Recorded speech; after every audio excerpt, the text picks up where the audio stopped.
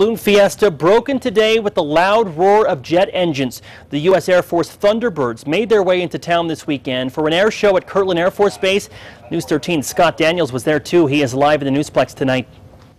Tim, they were hard to ignore, those jets flying all around the skies above Albuquerque.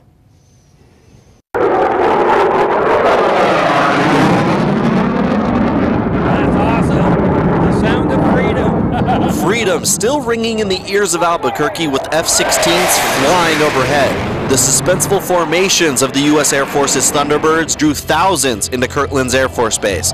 Many spectators capped off their week at Balloon Fiesta by watching the most capable and prestigious aircraft in the world. It's a wonderful opportunity because it brings you from the very beginnings of flight with the balloons all the way to where we are today. Colonel David Horniak enlisted the help of the famous flyers to show Albuquerque how the Air Force fights during war.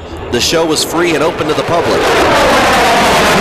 While Colonel Horniak worked on the ground to keep spectators safe, safety in the skies was in the wings of the Thunderbirds. Air show safety has been in the news a lot lately. Last month at an air show in Reno, Nevada, a vintage World War II fighter plane plunged into the grandstands, killing 3 people and injuring dozens.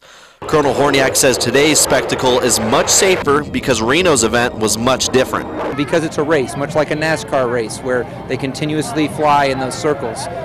Here, as you saw, many of the maneuvers were, they did come towards the crowd, but all of those approaches were done in a safe manner.